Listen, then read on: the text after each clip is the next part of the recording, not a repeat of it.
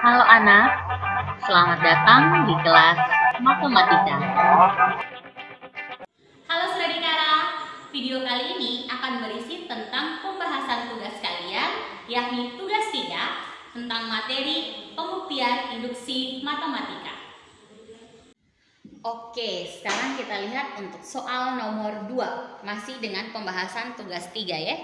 Nah, di situ ditulis buktikan pernyataan 1 kuadrat tambah 2 kuadrat tambah 3 kuadrat tambah dan seterusnya sampai tambah n kuadrat itu sama dengan n kali n tambah 1 kali 2n tambah 1 per 6. Nah, kita diminta untuk membuktikan dengan menggunakan metode induksi matematika.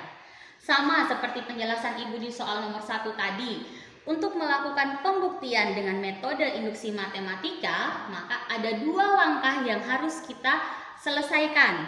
Yaitu kalian bisa lihat langkah pertama, kita akan membuktikan bahwa untuk nilai n sama dengan 1, nilai di ruas kiri ya harus sama dengan di ruas kanan. Kalau tidak sama tidak terbukti ya kan ya. Jadi sekarang kita mau membuktikan ini ya, langkah 1, pernyataan bahwa ruas kiri sama dengan ruas kanan untuk n sama dengan 1. Ruas kiri yang mana? Ruas kiri itu kan 1 kuadrat tambah 2 kuadrat tambah 3 kuadrat tambah dan seterusnya sampai tambah n kuadrat. Ini ruas kiri. Ruas kanannya yang mana?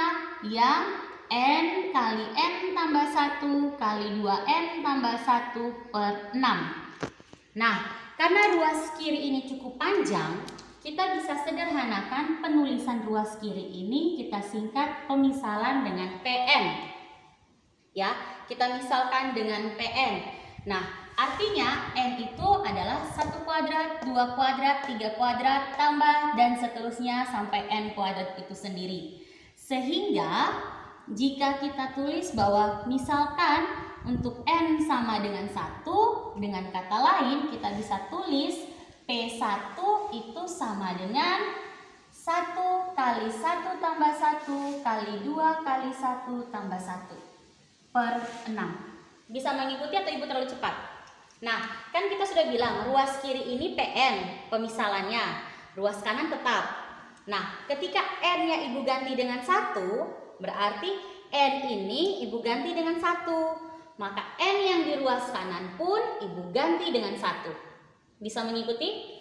Nah, sehingga kita bisa tulis bahwa P1 itu sama dengan 1 kali 1 tambah 1 kali 2 kali 1. Kenapa 2 kali 1? Kan ini 2N.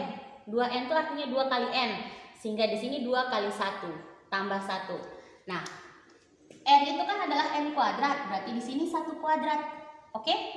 Nah, yang ruas kanan kita hitung. 1 tambah 1, 2. Ini dalam kurung, jadi kita selesaikan lebih dahulu.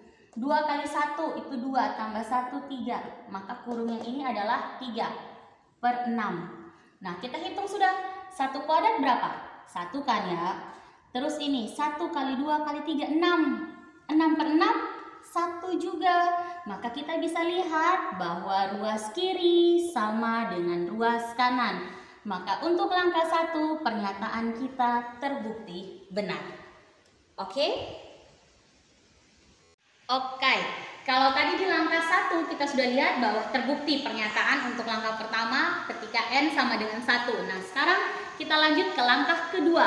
Bagaimana dengan pembuktian yang akan kita lakukan jika PK itu benar, maka PK tambah 1 juga harus benar. Nah, di sini variabelnya sudah kita misalkan dengan K. Itu hanya untuk strategi membedakan antara langkah 1 dan langkah 2 ya. Ibu kalau misalnya sama pakai PN tetap boleh? Boleh sih sebenarnya. Oke? Nah, kalau di langkah 1 tadi kita gunakan variabel PN toh. Nah, jadi untuk langkah 2 kita bisa modif dengan kita ganti N dengan K. Nah, maka PK ini itu akan benar jika 1 kuadrat tambah 2 kuadrat tambah 3 kuadrat tambah dan seterusnya sampai K kuadrat itu nilainya sama dengan K kali K tambah 1 kali 2K tambah 1 per 6. Oke, bisa dilihat bentuknya. Nah, sekarang bagaimana ketika nilainya itu adalah PK tambah 1? Apakah juga benar? Nah, Sama seperti penjelasan di soal nomor 1 tadi. Ketika PK tambah 1, berarti ada bilangan lain setelah K, yaitu K tambah 1. Maka bentuk pernyataan matematika untuk PK tambah 1 adalah 1 kuadrat tambah 2 kuadrat tambah 3 kuadrat tambah dan seterusnya sampai tambah K kuadrat. Itu kita tambahkan lagi dengan K tambah 1 kuadrat. Oke? Ini untuk ruas kiri. Ruas kanannya bagaimana? Maka semua K ini kita ganti dengan K tambah 1. Maka ini menjadi K tambah 1. Yang kurung kedua menjadi K tambah 1 tambah 1. Karena ini kan aslinya K tambah 1. K ini kita ubah jadi K tambah 1. Sehingga muncullah tambah 1 yang ini. Kemudian kurung yang ketiga dia jadi 2. K tambah 1 tambah 1. Jadi perhatikan cara penulisan tanda kurungnya. Kenapa? Karena ketika tanda kurung kita yang kita pakai itu keliru, maka akan mempengaruhi semua hasil perhitungan. Alasannya apa? Bilangan yang ada di dalam kurung itu harus diselesaikan lebih dulu kan anak. Jadi hati-hati dengan cara penulisan tanda kurung. Oke? Baris kedua selesai. Nah sekarang bagaimana kita mau membuktikan bahwa pernyataan ini, pernyataan PK tambah 1 ini juga harus benar. Maka mari kita mulai selesaikan. Ruas kiri kita kan 1 kuadrat, 2 kuadrat, 3 kuadrat, dan seterusnya tambah K kuadrat tambah K tambah 1 kuadrat ini bisa kita tulis sederhanakan dengan yang di sebelah kanan itu K tambah 1. Kemudian ini kan tidak perlu disederhanakan. Yang kurung kedua, perhatikan di sini K tambah 1 tambah 1. Maka 1 dengan 1 bisa kita jumlahkan, dia menjadi K tambah 2. Sampai di sini bisa mengikuti? Nah, untuk kurung yang ketiga ini, di sini kan ada perkalian 2 kali K tambah 1. Maka bisa kita selesaikan menjadi 2K tambah 2. Ibu buat bagaimana? Kali masuk anak. 2 kali K, kemudian tambah 2 kali 1. Jangan lupa tambah 1 yang soal di belakang ini. Per 6. Sampai di sini bisa mengikuti? Nah, sekarang kita mulai menyederhanakan bentuk ini. Dari 1 kuadrat sampai dengan K kuadrat, ini kan sebenarnya adalah PK tadi toh yang kita bilang benar. Nah, karena dia PK, maka kita bisa gantikan ruas bagian 1 kuadrat sampai K kuadrat ini dengan bentuk ruas kanannya, yaitu K kali K tambah 1 kali 2K tambah 1 per 6 ditambah dengan K tambah 1 kuadrat. Oke, begini cara penulisan yang benar. Oke, perhatikan cara penulisannya. Yang ibu tandai ini adalah PK yang sudah tadi kita bilang benar. Ditambah dengan K tambah 1 kuadrat, bilangan sesudahnya. Oke, ruas kanannya kita sederhanakan. K tambah 1, K tambah 2, perhatikan kurung ketiga. Ini kan 2K tambah 2 tambah 1. Nah, 2 dengan 1 ini bisa kita jumlahkan. Oh, jangan jumlah dengan K, jumlah yang tidak ada K-nya. Sehingga ini menjadi 2K tambah 3. Oke? Per 6. Sampai di sini bisa mengikuti? Nah, sekarang bagaimana? Ini kan ruas kiri belum sama dengan ruas kanan. Nah, sekarang supaya dia bisa sama, nah perhatikan K tambah 1 kuadrat ini kan belum ada pecahannya. Nah, supaya dia jadi pecahan penyebut 6, maka kita pakai sistem kali silang ya anak ya. Oke, kita coba dengan sistem kali silang. Bukan coba tapi harus buat. Maka ini kali silang 6 kali ke sana, maka dia jadi 6 kali K tambah 1 kuadrat per 6. Oke, bisa dilihat bahwa pecahannya sudah sama penyebutnya, yaitu 6. Ruas kanan ya, kita tidak usah kutak-atik, ruas kanan tetap. Karena kita mau mengarahkan ruas kiri untuk sama dengan ruas kanan. Karena penyebutnya sudah sama, maka kita bisa sederhanakan tulisan untuk pembilangnya. Nah, pembilangnya itu kita bisa tulis K tambah 1, 2K tambah 1, tambah di sini 6 kali K tambah 1 kuadrat per 6. Oke, sudah mulai terlihat sama bukan? Sudah sama-sama penyebut 6. Tinggal bagian pembilang yang kita olah. Nah, bagaimana supaya bagian pembilangnya sama? Perhatikan bentuk ini. Ini K kali K tambah 1 kali 2K tambah 1 dengan yang ini 6 kali K tambah 1 kuadrat. Ada yang sama? Jelas ada. Yang sama ini kan adalah K tambah 1-nya. Ya toh? Sama-sama K tambah 1 toh? Bedanya yang ini hanya K tambah 1, yang ini K tambah 1 kuadrat. Maka bentuk ini bisa kita sederhanakan menjadi K tambah 1 kita keluarkan di luar. Sudah?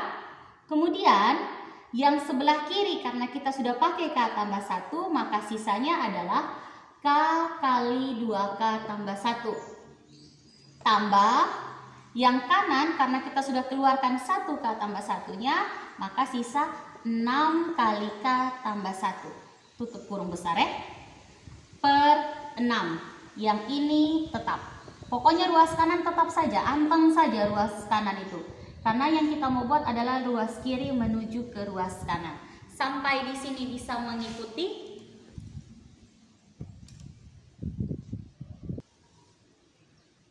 Nah, kita lihat kan dari dua ruas ini, ruas kiri dan ruas kanan, penyebutnya kan sudah sama, tinggal pembilangnya.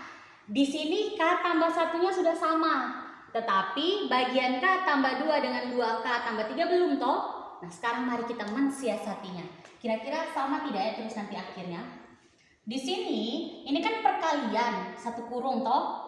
Dari ini, maka kita bisa sederhanakan dengan membongkar tanda kurung dan tambah yang ada. K kali 2K dia jadi 2K kuadrat. Yang ibu lakukan adalah kali masuk anak. K kali 1K. Sudah? Kemudian tambah yang ini kali masuk lagi 6 kali K, kemudian 6 kali 1. Oke, sampai di sini bisa. Ruas kanan tetap. Ibu, kita boleh tidak tulis ruas kanan? Rajin anak, rajin Ini latihan supaya kita semakin banyak latihan supaya semakin mengingat. Nah, sekarang ini nih bisa kita sederhanakan menjadi 2K kuadrat tambah. Ada yang sama yaitu K tambah 6K. Maka kita bisa hitung menjadi 7K. Oke? Per 6. Ruas kanannya sama. Tulis supaya kita semakin mengingat. Nah, sekarang ini kan bentuk kuadrat, bisa kita sederhanakan. Bagaimana caranya? Pemfaktoran. Oke, nanti akan ada di video lain bagaimana ibu akan mengajar kalian mencari nilai pemfaktoran. Kalau untuk yang sudah lupa, ya, kalau yang sudah lupa, yang sudah terbiasa justru itu sangat bagus. Tinggal kalian lanjutkan 2K kuadrat tambah 7K tambah 6. Maka dengan cara pemfaktoran kita bisa buat jadi 2K dengan K. Kenapa? Karena di sini koefisiennya 2. Berarti salah satunya 2. Oke? Ini 2K, ini K. Ini 6. Maka berarti 6 itu berapa kali berapa? 2 kali 3 kan? Ya, 2 kali 3. Supaya positif, maka hasilnya positif di sini ya. Per 6, yang ini K tambah 1, K tambah 2, 2K tambah 3 per 6. Coba kita lihat baik-baik. Apakah ruas kiri sudah mirip dengan ruas kanan? Nah, sudah mirip hanya belum sama persis ya. Nah, bagaimana caranya? Perhatikan bagian pembilang ruas kiri. K tambah 1 kali 2K tambah 3 kali K tambah 2. Nah, karena ini perkalian, maka posisinya bisa kita ubah selama tidak pindah ruas, ya. Karena ini kali, maka kita bisa ubah posisinya. Oke, ini untuk ruas kiri, kita hanya menukarkan posisi K tambah 2 dengan 2K tambah 3. Yang ruas kanannya K tambah 1, K tambah 2, 2K tambah 3 per 6. Nah, bisa kita lihat di sini sekarang sudah sama persis ya. Maka kita bisa katakan bahwa ternyata ruas kiri adalah juga sama dengan ruas kanan. Maka langkah kedua terbukti. Sehingga kesimpulan kita, karena langkah pertama tadi terbukti benar. Kemudian langkah kedua juga terbukti benar.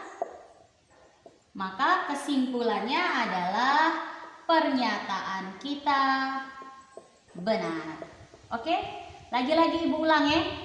Nah, dua langkah itu harus sama-sama benar. Kesimpulan bahwa pernyataan matematika itu terbukti benar jika langkah 1 terbukti benar dan langkah 2 terbukti benar. Jika hanya salah satu yang terbukti benar, maka pernyataan kita tidak benar. Oke, sampai di sini bisa mengikuti. Demikian untuk penjelasan soal nomor 2 tugas 3.